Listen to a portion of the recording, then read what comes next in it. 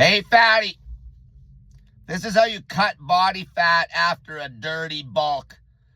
Okay, now who would even dirty bulk? And what is a dirty bulk?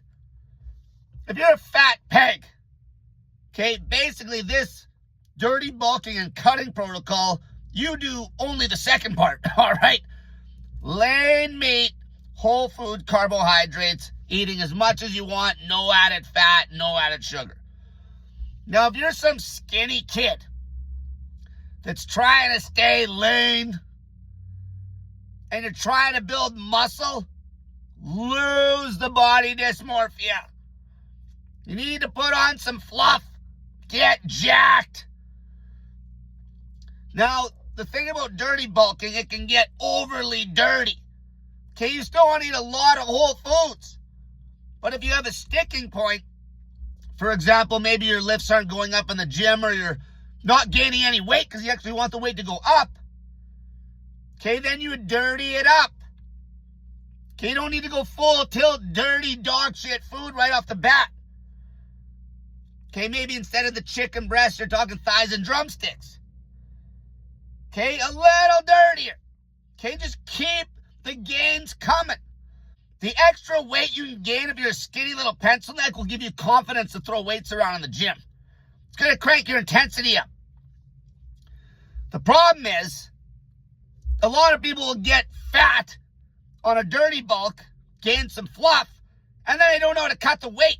They go right back to just caloric restriction on a dog shit macro split. Tank their metabolism, lose muscle they gained. Okay, so then it's just a bad cycle. That's where a low-fat diet comes in. Lean meat, whole food carbs. It's the weapon to cut the weight. Every single person that decides, okay, I'm going to do a dirty bulk, okay, to put on some size. Okay, I don't care if I get some fluff on me. I'm going to get jacked. They need to be able to diet before that, before they start. So this is my recommendation. You should be able to do a low-fat diet. Lean meat. Lean as hell. Whole food carbohydrates like lean chicken breast, potatoes, rice, oatmeal, fruit for a prolonged period of time. Okay, for at least, say, 60 days. Okay, and you might not make any gains in that 60 days because you're just a light eater. You're a little guy, little pencil that you can't eat. That's fine. But this way you have that weapon in your pocket that you know that you can actually eat a clean diet. Now, once you have that confidence with that clean diet, even though you might not have made any gains in that 60 days because you just can't put enough food back, then you go to your dirty bulk. Because now you have confidence you can eat clean to cut the fat after the bulk. So now you just dirty up your clean diet slowly. Okay, you might add in some, like I say, chicken thighs, drumsticks. Okay, crank it up. You might have the odd junk food from McDonald's. Okay, you're throwing weights around. Yeah, you're going to get fluffy. You're going to get fluffy. You're going to gain some body fat. So what? All this body dysmorphia is holding people back from building some serious muscle, especially at a young age. Okay, gain some weight. Throw around some weights. It cranks your intensity up. The leverages get better. You can move more weight. You got more protection around your joints. You will build muscle fast. Okay, it'll increase your appetite. Okay, because obviously for all the bad reasons that junk food and shit's bad for fat people, it happens to be a good thing for you little pencil necks to put on size. Then when you feel you want to quit that dirty bulk, you have practice from before with the low-fat, lean, old-school bodybuilding diet, lean meat, starch, fruit, clean, no added sugar, no added fat, no added refined sugar. And that's when you'd start your cut. But the beauty of that cut is You're not just eating shitty macros where you're entertaining a bunch of fat and refined sugar and just yanking calories down and starving yourself. You're eating in abundance. Your body's happy. You can even, in fact, keep building muscle on the way down, coming out of the dirty bulk. Because you're bigger, you can probably get in some more food now. You can build muscle on the way down. That is how you do it. If I would have known this when I was younger, shit. Because when I graduated high school, I went to university that first year. And I ate like shit. Because I literally just moved away from home. Okay, I'll tell you what I was eating. I was eating 2 High-Guard subs for breakfast, 3 Whoppers for lunch, and a large pizza for dinner. Okay, I gained like 20 pounds in 3 months, but then I stabled out. But I'll tell you, I went from throwing bitch weight around in the gym when I graduated high school to throwing some serious weight. Like I bench pressed 315 pounds clean when I was 20. If I knew how to cut and eat clean like this, okay, I could have cut the fluff off like nothing. Because you can eat that low-fat diet in abundance. So this is essentially the same lifestyle as the super fatties I'm helping. But they've already done their dirty bulk for 30 years. And because they're super fatties, they can build muscle all the way down on a clean diet. Okay, the thing is with you little pencil necks, the clean diet for you might be too hard to force feed, to put on some weight, because it's so satiating and nutrient dense. Okay, that's why when you start your dirty bulk, you don't go ham with that dumb attitude that a lot of guys have where they're just eating complete trash, meaning just a pile of fat and refined sugar. You want to get in the whole foods. Okay, but when you're having your potatoes, for example, you're a pencil neck, have the butter. Okay, go buy a bag of Progress and throw sour cream on it. Okay, get in your protein.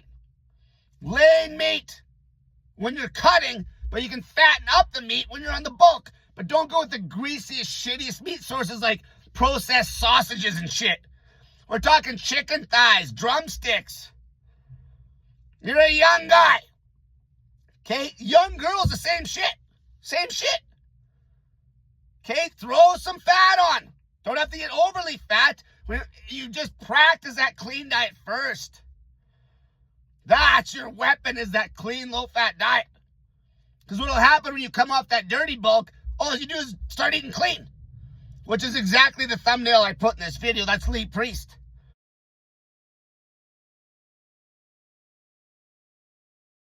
This is what he used to do. Okay? The way he did it. Okay, everyone's going to say, yeah, he's on steroids. So what he would do is he would go completely off cycle on when he was off season. He would eat like a horse. Obviously, he's getting in his essentials, his protein and his carbs, but he would dirty it up and he'd go right off cycle, right off steroids, right off, completely off. And he would dirty it up. And then what he would do is when he decided to cut, all he'd do is he'd clean his diet up, clean like what I'm talking about, lean meat, whole food carbohydrates, and that's when he would actually jump on the gear, and his body would respond like crazy. Okay, you're not on gear. But he is one open drug enhanced bodybuilder that would do the same thing. Another guy that does this, who's drug-free, is Chris Jones.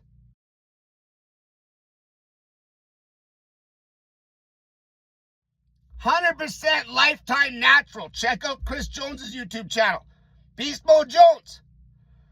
Okay, I've done this in the past without even thinking about it. Because we just wanted to get big when I was younger. Okay, but now I know how to cut.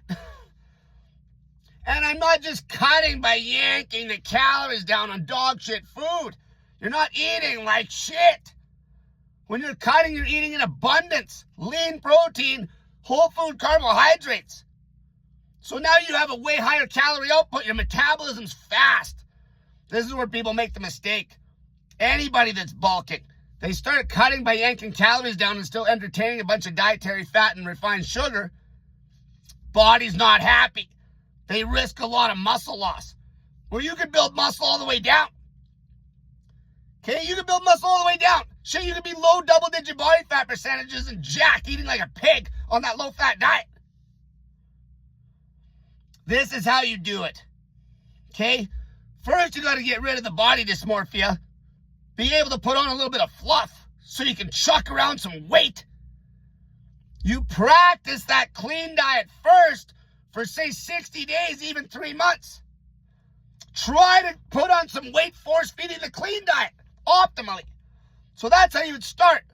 You would try to put weight on force-feeding the clean diet because you would have to force-feed the clean diet. You can't gain weight on it. That's why it works so good for the fat pigs that I help lose weight.